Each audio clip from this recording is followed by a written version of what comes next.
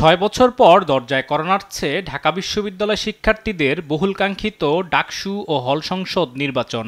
একে ঘিরে প্রার্থিতা নিয়ে ক্যাম্পাস জুড়ে চলছে নানা আলোচনা।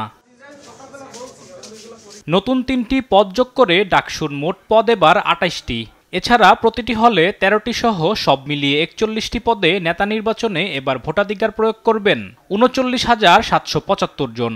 তফসিল অনুযায়ী মঙ্গলবার সকাল ১০টায় মনোনয়ন ফরম বিক্রি শুরু করে বিশ্ববিদ্যালয় প্রশাসন। শুরুর দিনে নির্ধারিত ৫ জন সমর্থক সহ অনেকেই সংগ্রহ করেন মনোনয়ন ফরম। রাজনৈতিক দল সমর্থিত কোনো প্রার্থী মনোনয়ন সংগ্রহ না করলেও স্বতন্ত্র প্রার্থীরা জানান নির্বাচন হলে পাশে থাকবেন সাধারণ শিক্ষার্থীদের, কাজ করবেন শিক্ষার মান উন্নয়নে। স্টুডেন্টরা চায় যে তাদের একটা প্রতিনিধি নির্বাচিত হোক, এই প্রতিনিধিগুলো তাদের জন্য কাজ করুক, তাদের দাবি দেওয়া তুলে ধরুক। আমি যেই ক্ষেত্রে নির্বাচিত হব, আমি সেই প্রত্যেক হলে হলে গিয়ে তাদের কি সমস্যা, সেই সমস্যাগুলো আইডেন্টিফাই করে সেই সমস্যাগুলোকে যাচাই করতে পারবো।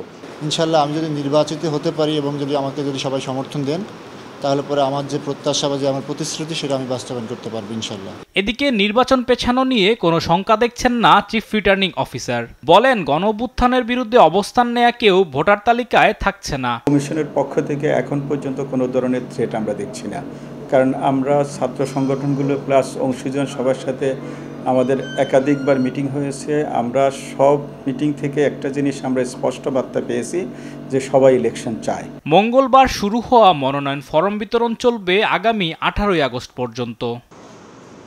আলিমুজ্জামান সাফওয়ান, দেশ টিভি, ঢাকা।